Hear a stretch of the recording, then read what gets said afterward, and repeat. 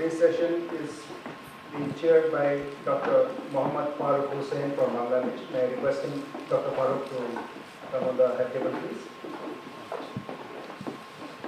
We are continuing with the country presentation that we began yesterday, and today we have got two country presentations listed as per the schedule. But since Maldives is absent, there's a little change which the chair would announce. May I request Dr. Bharat Raj Rawat from Nepal to come to the head table, please. And also from Sri Lanka, Ms. Sanuja Kasturia Rachi. Please come to the head table. Good morning, everybody. Just I would like to welcome all of you in this session. The today's session, three papers will be read out and discussed on it. First of all, I would like to invite from Nepal, Dr. Bharat Rajwat. Actually, he will be in his topic is Asian National Museums, exploring new roads. Right, Dr. Bharat Rajwat. It's a great pleasure to be here as a participant on behalf of the Nepal. First of all, I would like to thank you. I would like to sincere thanks to the program organization, Dr. Gaur, on behalf of the SAARC and National Museum of the Sri Lanka, and privileged me to here to present that paper. I changed my paper because when I received the program, I said there was specific topics in the museum. I was in the Asia, so Asia is a big continent, so I changed and I selected the role of museum to education dissemination. So the Nepal, first of all, I would like to show this is the Nepal. Nepal is not just like a rectangular shape. It is the shape of Nepal is the slanting north to south. And this is the spotted, that is the national park. This is Himalaya. Bird-eyed animals. Nepal is geographically divided into three sectors: high mountain, and Mahabharat, and the Tarai. Tarai is touched with the Indian territory. My paper is based on the role of the museum education activity conducted by the Native Museum in Nepal. Museum in Education and Learning. The National Museum of the Nepal, the concept of the museum was emerged from the East India Company when the British were ruling over the India, and they had good relation with the Rana, with the British ruler, and they traveled to the Great Britain and they derived the concept of museum, and first museum was established in 1928. It's known as a National Museum of Nepal. Now, it was opened to the public 1939 by the Prime Minister Juddha Shamsher Rana. Before 1939, the museum was not for the general public. It was only the high dignitary and the royal guests of the Rana and Shah. Until only when the foreigner scholars, National Museum of Nepal, known as a Rashtriya Sangrahalaya, is popular attraction of the capital of the Kathmandu. I think it is not necessary to read, we have three museum buildings in the compound. Juddha Jatiya Kalasala. Juddha means the Rana Prime Minister, Juddha Jatiya Kalasala. And another is the Buddhist Art Gallery. And next is the historical museum buildings. And it was built in the 1814. And for the purpose of the military barrack, which changed in the museum. The The National Museum is under the Ministry of the Culture, Tourism, and especially it is under the Department of Archaeology. That is why I am here. I work in Department of Archaeology. All the museum is under the department. Not like in India, the museum is separate, and the rest of the SAARC country, museum and archaeology is separate. And but in Nepal, still museum, all the museum are under the Department of Archaeology. But soon the government is going to be separate from the Department of Archaeology. Within 3 and 4 months, we will be doing it.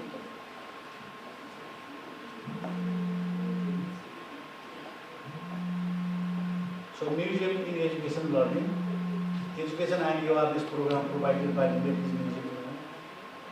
Museum are really museum are closely connected with the environment education.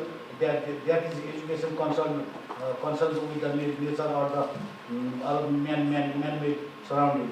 So museum, majority of people, they live in the river, close to the river. They live in the close to the forest, in our country.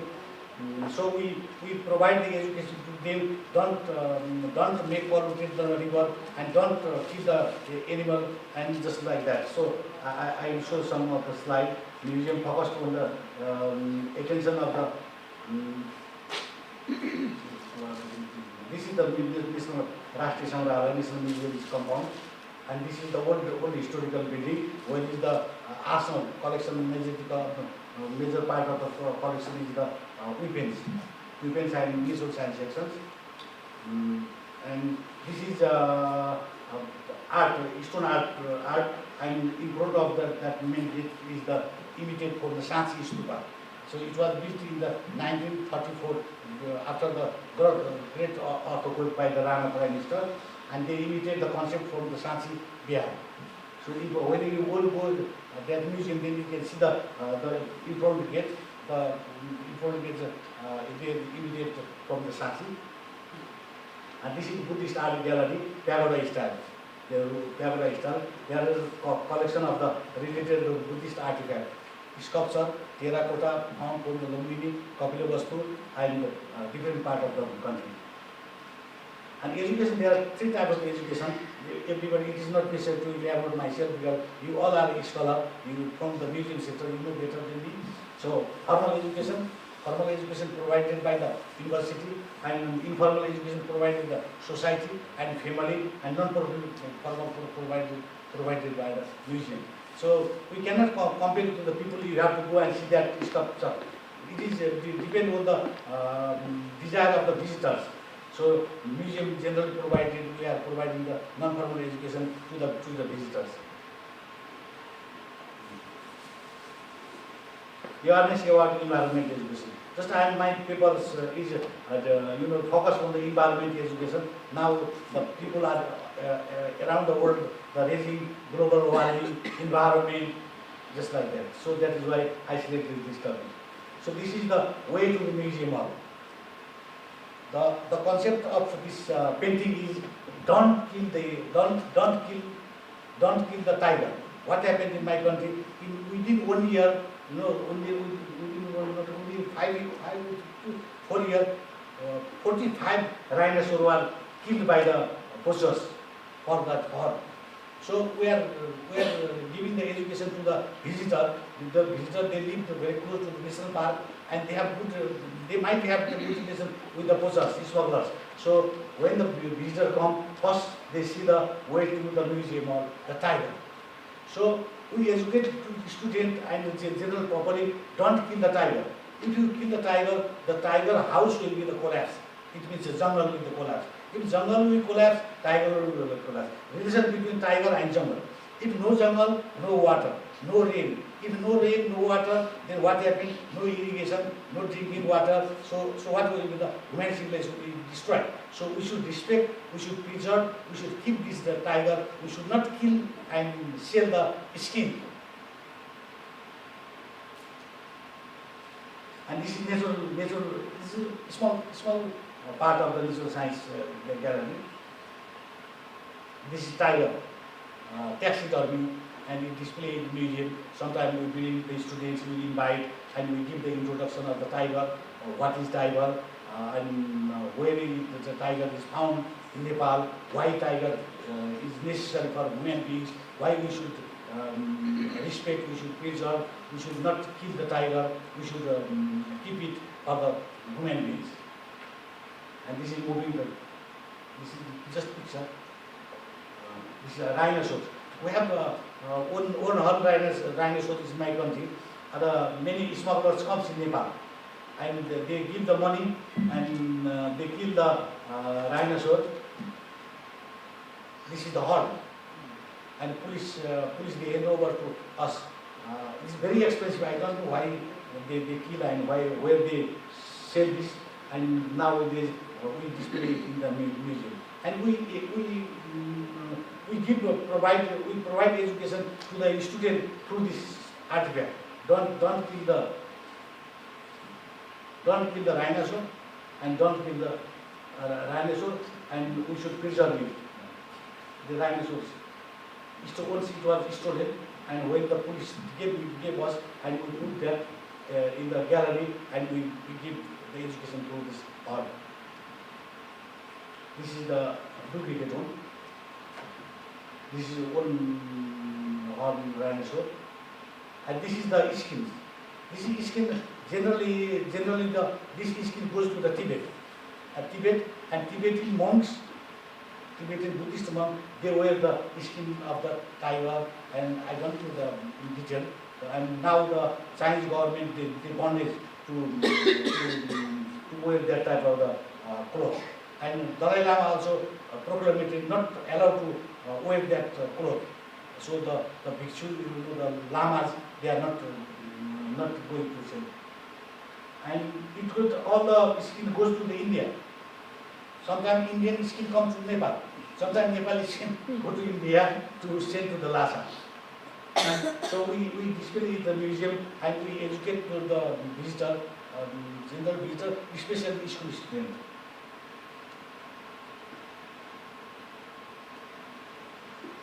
This is mosque deer. This is mosque deer. We find only the Tibet and Nepal.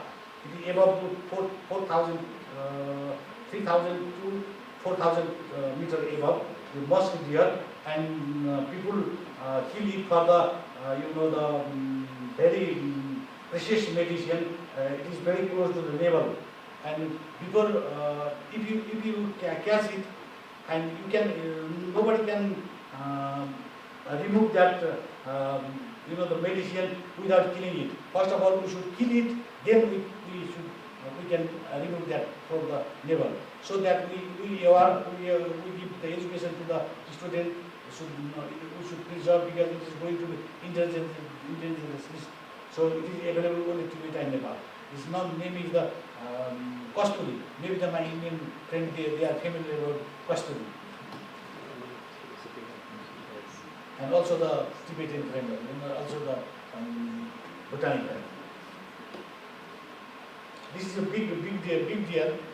They kill it for the sake of the horn, for decoration. And still if you go in the high rural family or old ex-rural family, you can see this type of the decorated in the house. So it is very expensive. This water buffalo found in the jungle. People kill it only for sake of this horn. Vulture. Now the problem is what is the problem is that close to the national park, all the animal come and eat the harvest of the local people, and local people put the poison in the dead body, and when the flying come that vulture to eat the meat, and what happened? The vulture died. Vulture died. So vulture is the scavenger, and also is in the jungle. And we are just giving the education not to put the poison in the dead animal. We should have to preserve. This is dog. This is snakes. So we educate everybody scavenge the snake, but every snakes are not poisonous. Every snakes are not harmful. Sometimes we organize already. we collected the non-poisonous snakes and we invited to the student. We requested them to handle it. So every snakes are not poisonous. If we kill the snakes, what happened? What will be the result? The number of the rat will be increased. If the number of the rat will be increased, our food will be collapsed. If our food will be collapsed, then we should fight for the food and the human civilization will destroy. Dung beetle, crocodile. People kill this crocodile for the sake of the skin. It is skin. Cultural heritage awareness. That is animal heritage. Time. How much time? Time. Oh, yes. 5 minutes. Cultural awareness. That was the environmental awareness, cultural awareness. Sahanama, it was stolen 1980. After 25 years, it was seized by the police and now it is displayed in the museum. And Sahanama, written by Shah Firdusi, is from Iran, 16th century. This is Sahanama, but it is very difficult to read. It is Iranian epic. It was stolen in 1982. And this statue was stolen, many statues, and I don't know name, Dr. Pal, Pardip Pal, something Pal, is Indian professor, he is in Los Angeles, and he coordinated with the small person collector, and hand over to our embassy, the Surya, and this is, it was also in America, and through the help of the Pardip Pal, and we acquired it. It is head. And the life-size statue, they got its head and it is stolen from Nepal. Now it is in National Museum. So we give the education to the student. The cultural property is the bone of the and identity of the country. It is the we should preserve, we should conserve. This our cultural property handed down by ancestor to hand over to the common person. This is Vishnu, it was also stolen, now it is in National Museum. So this is Buddha, and this is also Buddha. Gandhara, school of art. And basically we provided the education to them to preserve our cultural properties through these stolen images. Stirred, Toran.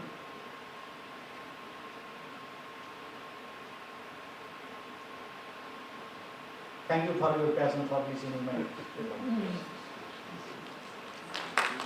And just I would like to invite from Sri Lanka Ms. Sanuja Kasturi Aki, and her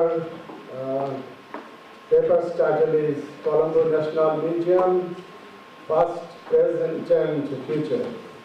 Ms. Sanuja. Honored Chair and the members of the head table, distinguished members of the delegation, invitees, ladies and gentlemen, good morning to everybody. I want to give you a general idea of the Colombo National Museum by my short country presentation. You could find some similarities in comparing with your countries, since we share common socio-cultural background as South Asian people.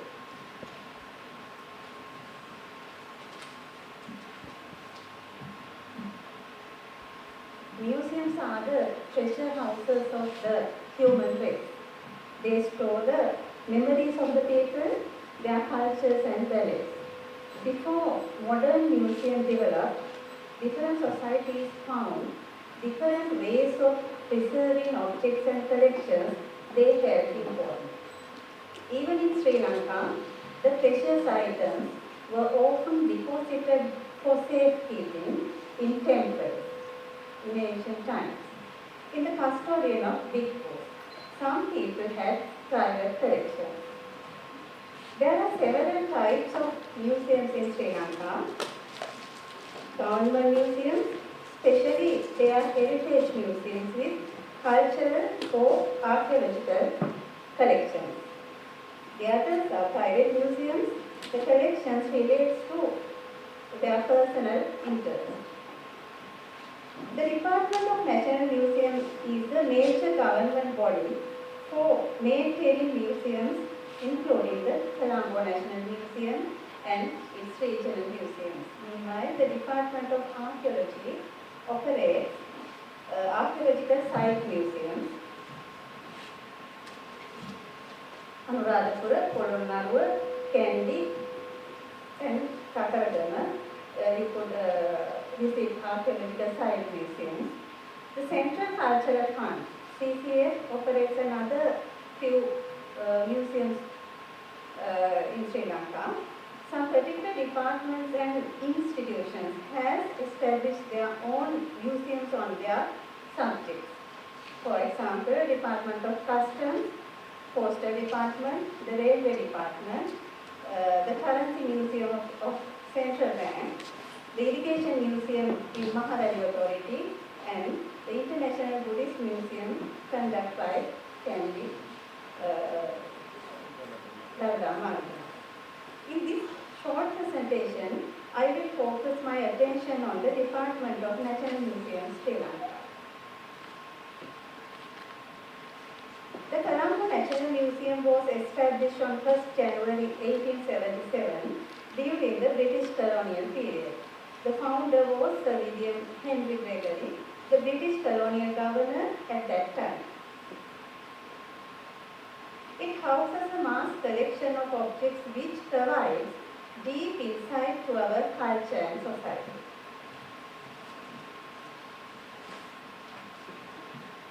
Although the museums in the modern sense developed in Europe in the 17th century, Asian museums developed in the latter part of the 19th century.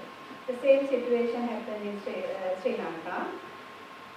A motion to establish a museum was moved by Governor Gregory to the Legislative Council in 1872. The bill was passed in 1873. The first building of the Colombo Museum was designed in the Italian architectural style by James Smither, the architect of the Public Works Department at that time. The construction commenced in 1874, completed in 1876. It is said that the construction work was personally supervised by the government. The Colombo Museum was opened to the public on 1st of January 1877. The exhibition arrangements were in a general order. There were stone antiquities and crafts in the ground floor. Birds, specimens of birds, insects, jewelries, coins, reptiles, corals, minerals, and huge blue whale skeleton were in upper floor exhibitions. By the National Museum Ordinance in 1942, the Colombo Museum converted into Colombo National Museum and, for administrative control, established a new government department called Department of National Museums. You can see our vision and mission and the key functions of the Department of National Museums. And there is the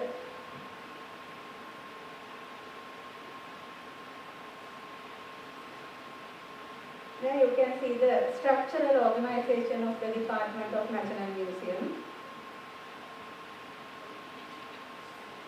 In year 2004, Director Museums at that time, Dr. Lanka started a mega project to refurbish the Colombo National Museum galleries in co-partnership with HSBC Bank. At the end of the project, on 2012, 14 galleries were refurbished and upgraded more professional type exhibitions.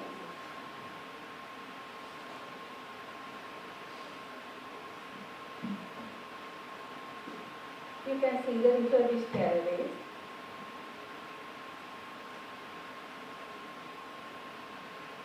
And you could have experience at the museum visit in the afternoon. This is Mask and Ritual Gallery. Year 2014 is very important to us since the first renovation of the National Museum building has been commenced after 137 years from the opening. For 2015, 98 million rupees has been allocated for this renovation from the government funds.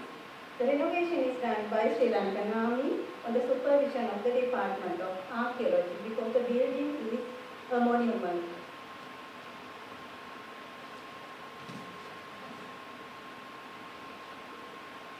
The Colombo National Museum, which had for nearly 98 years been maintained as a general museum, moved towards a specialized museum with the same premises in the 1986 with establishing Natural History Museum.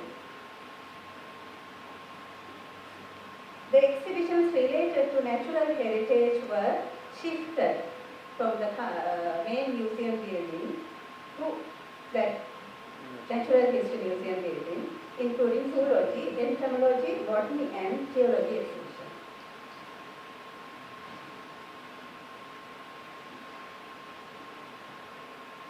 This is the botany gallery.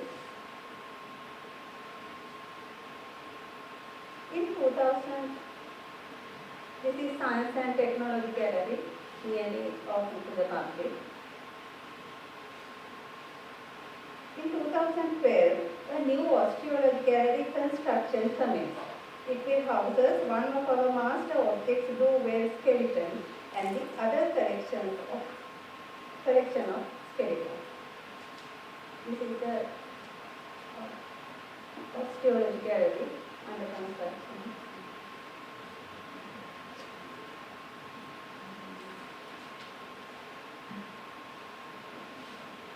According to the National Museum Ordinance, Dr. P.E.P. Deraniyagala took steps to establish branch museums under the Department of National Museums at the beginning. He established branch museums in Kandy, Jaffna and Ratnapura.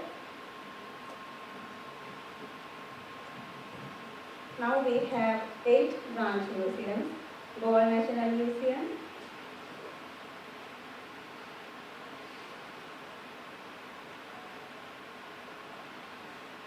Goa Maritime Museum, Ratnapura National Museum.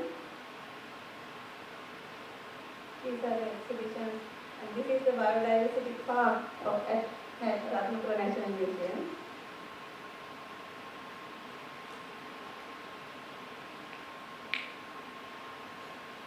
Kandy National Museum,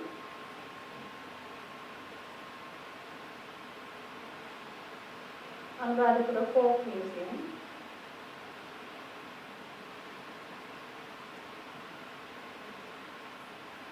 Dutch Period Museum in Kedah, National Maritime Museum, Galle, in the Galle Port, Maritime Museum, Galle,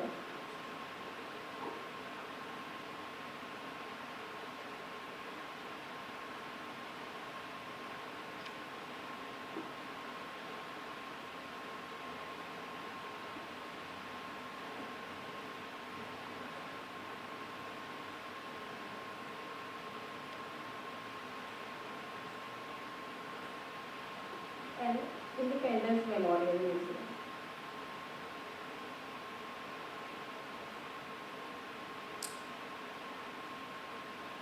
And now we are planning to do Madhampura Heritage Museum.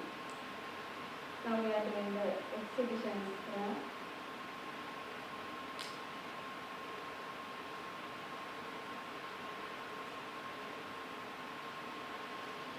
Currently, we are having several major renovation projects and development projects. In Kandy National Museum, the original museum building is a monument. It's the Queen's Palace of the Kandyan Kingdom. it is under the renovation. And Makam Punapura Heritage Museum, this is a new establishment. The work was commenced since 2012. At the end of this year, we are planning to open it to the public.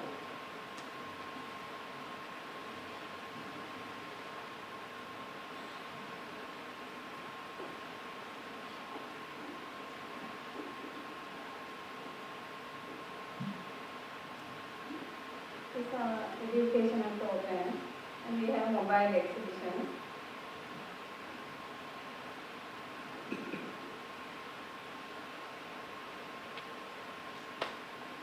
This is our mobile bus.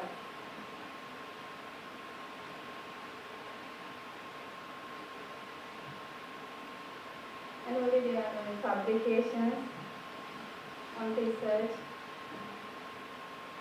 done by the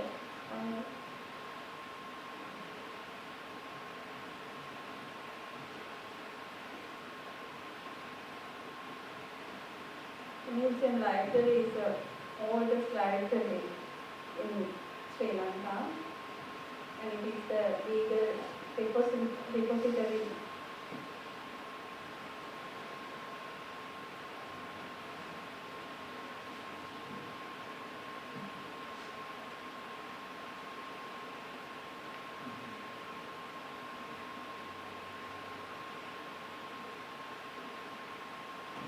Attitude to museums and the expectations which people have of them are changing worldwide.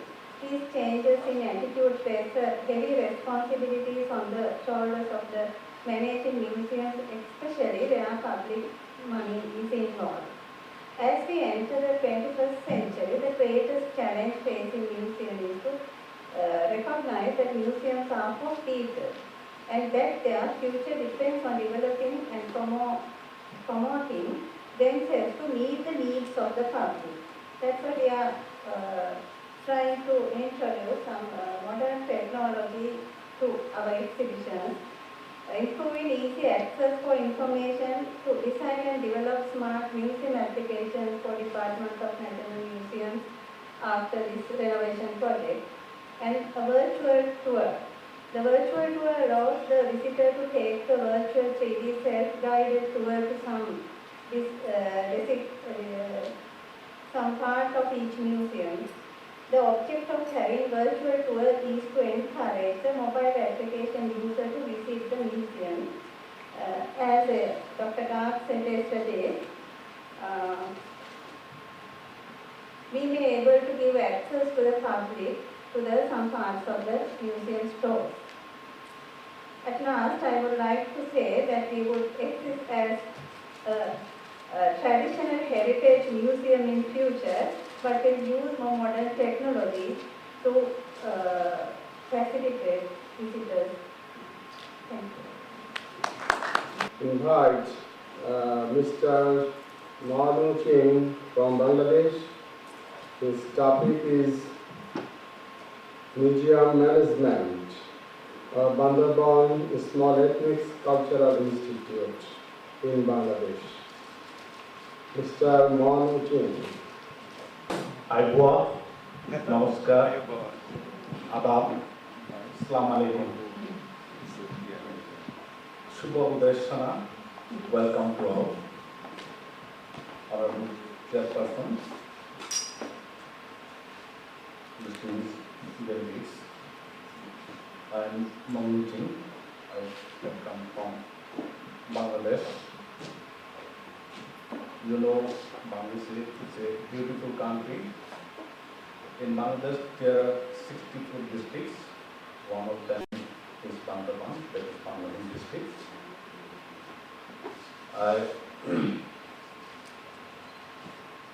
Bangalore district, population of this district is 405,000. There are 11 small ethnic communities with diverse culture. This is a most attractive travel destination. The Bandarban has borders with Myanmar. The trees, it may be say, trees between the Asia. This Bandung district you see in red mark in Bangladesh. There are 11 ethnic groups, small ethnic groups. You see them in one picture.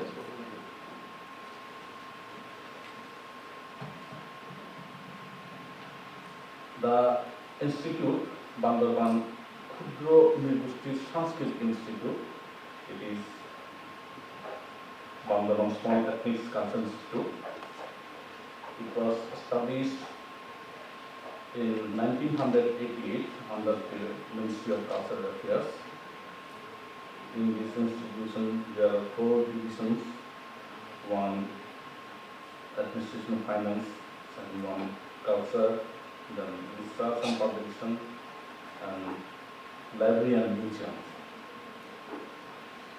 The objectives of this institution are to collect, preserve, and promote ethnic cultures such as languages and literature, folklore, folk songs, folk dances, fine arts such as songs, dramas, dances, etc.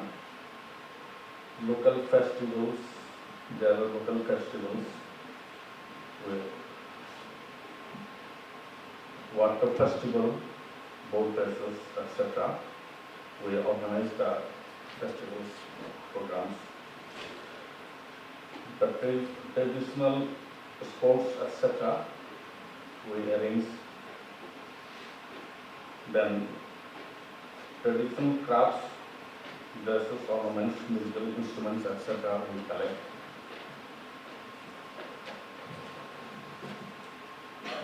This is the entrance of the institute, Bangalore Khudro Nirgosti Sanskrit Institute, the institute building.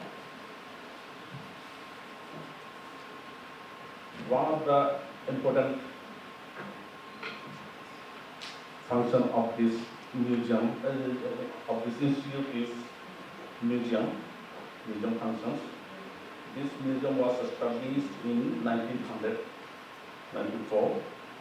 The items of collection, preservation, and display are: we have collected royal sword, cannon, gown, turbans, etc. from the Bomangas family of Bandarban.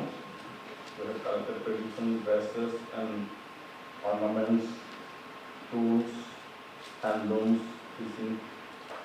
handloom tools, fishing tools, batting tools, etc.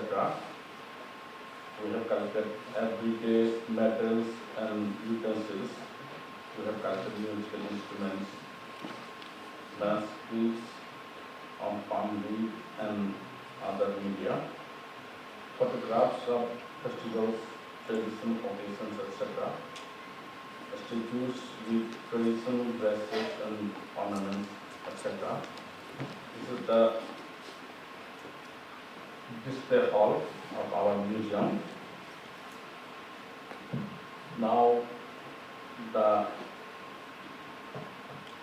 existing challenge for us, the space of the display hall is very small. Our staff number is very low. Small numbers of collections, we have to collect more and more. The programs regarding the preservation, articles being degraded due to old age and weathering, the interior environment to be improved by air conditioning, lighting, arrangements, etc. The digital technologies to be used, and security issues, thefts, fire attendants, etc. So we need for upgradation as bigger space for display hall, increased number of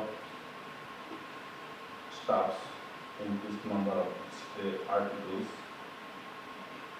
modern preservation techniques, improve interior environment, air conditioning, lighting arrangement, etc.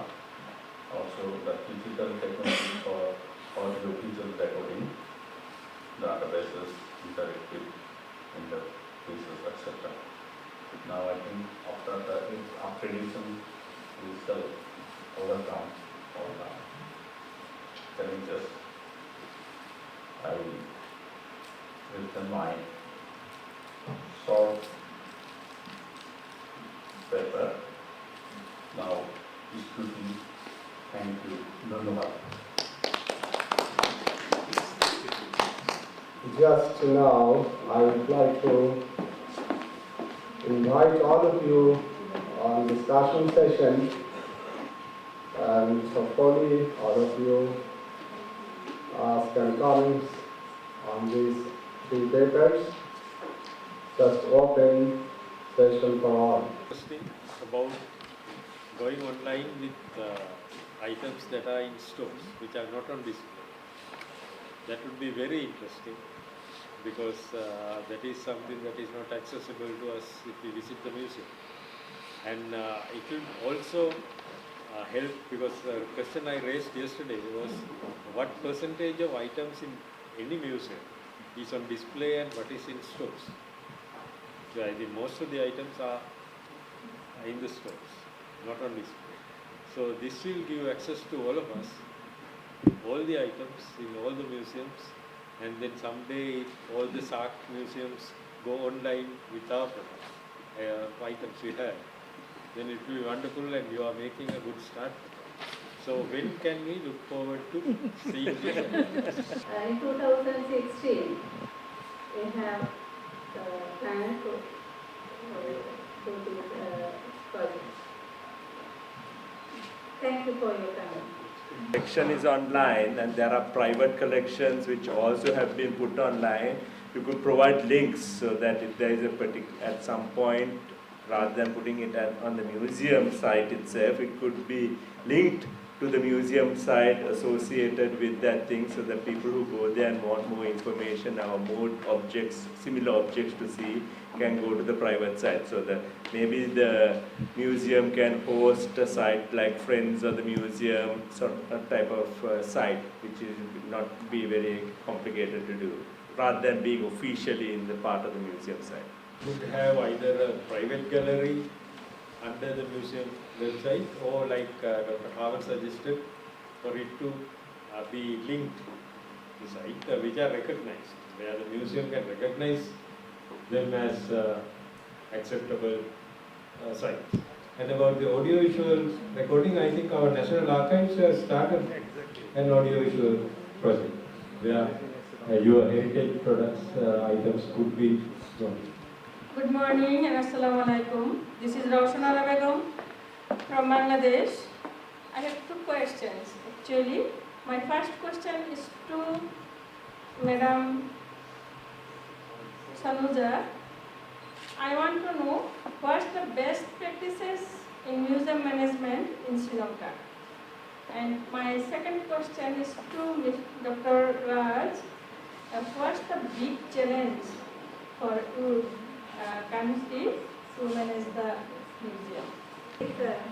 Explain your question. Yes.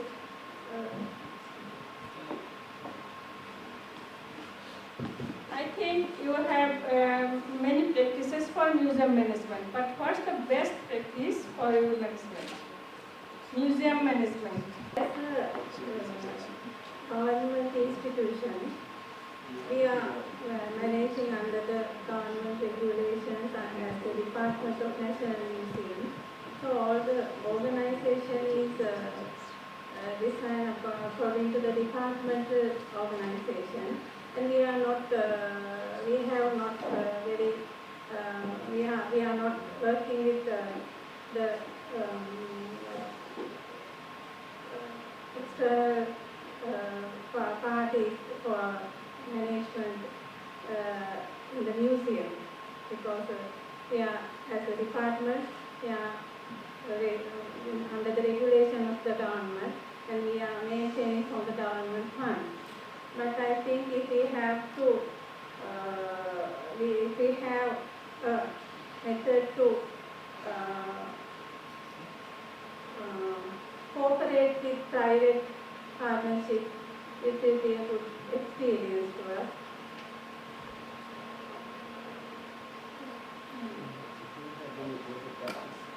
No, we don't have a lot of, yeah. We maintain only from the government funds. According to my personal view, it is very difficult to do things with that regulations, and if we could form a trust, there should be easy to take decisions and to do work.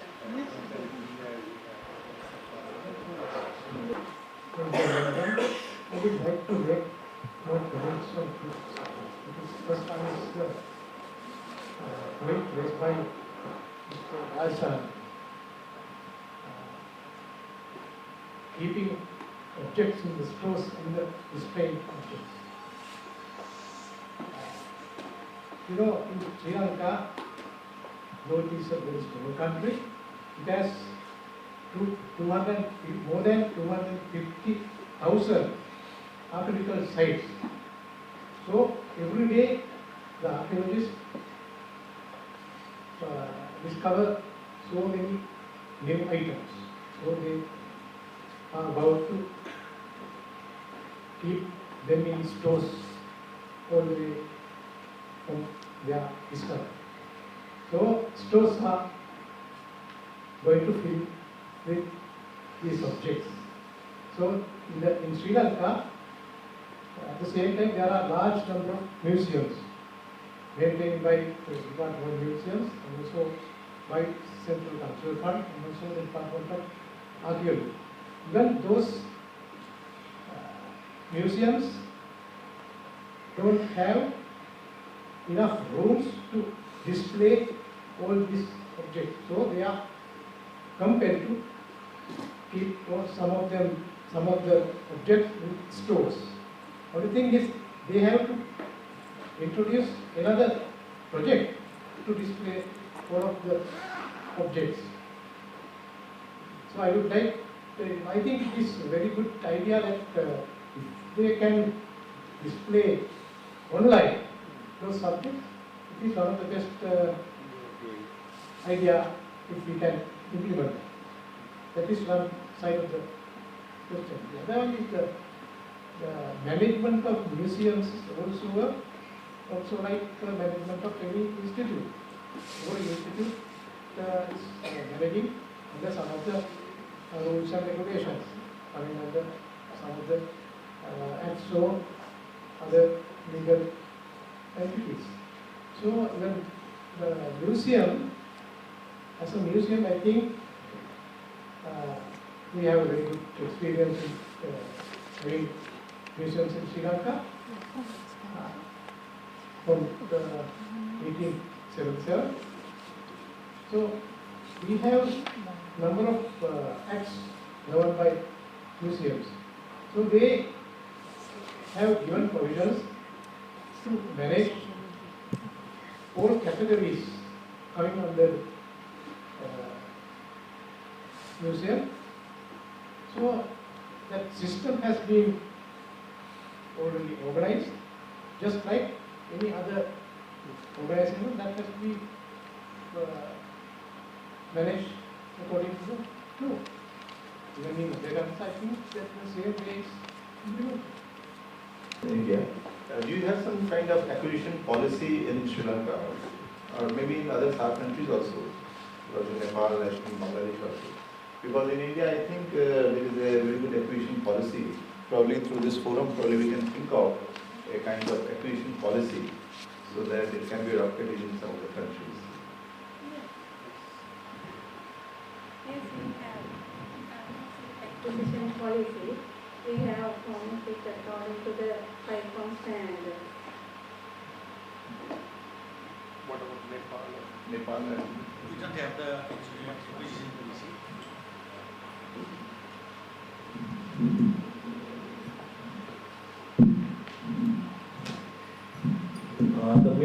not separate from the Department of Archaeology. That is why we don't have the museum law and we don't have the museum policy.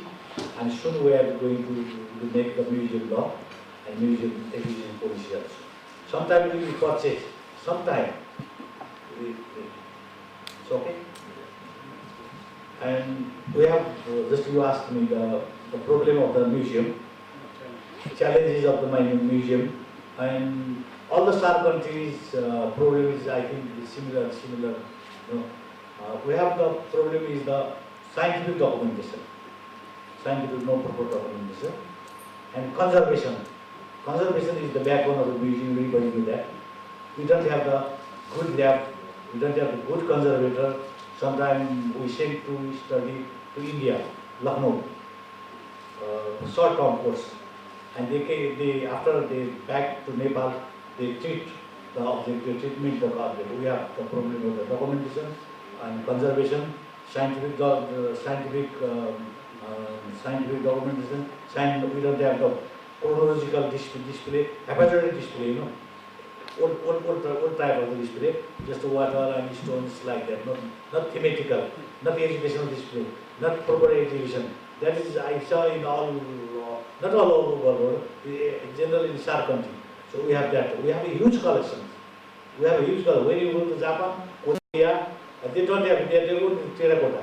We have good, very marvelous statue and very art object, but lying, throwing in the stone. I saw in National Museum Delhi also. When you go to National Museum Delhi, down the stair, you can see a lot of the thousand, they don't have space.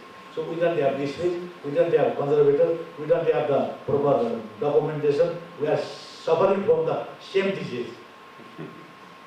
It's okay? Question is with Madam Saluja.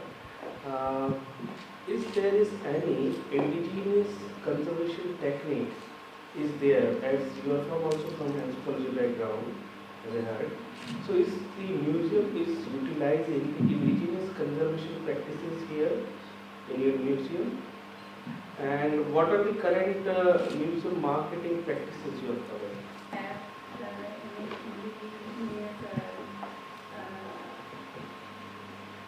Conservation projects in the Department of Natural Resources. The next question is the marketing museums. Actually, I say that we have no enough. We have no. The museum marketing is not very broadly done by the Department of National Museums. We should improve the this marketing side of the museum. I think all comments and questions are covered by this chat.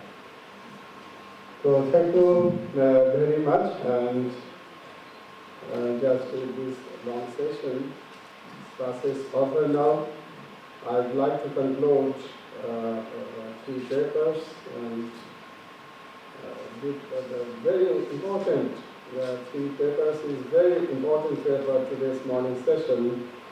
First of all, first of these, Dr. Bharat Rajrawat, he described a lot very important things and the challenges of the Nepal and the problem of the Nepal, and after that Ms. Tanuja very nicely describing her topic, Colombo National Museum, past, present and future, and she gave very nicely the answer of the question.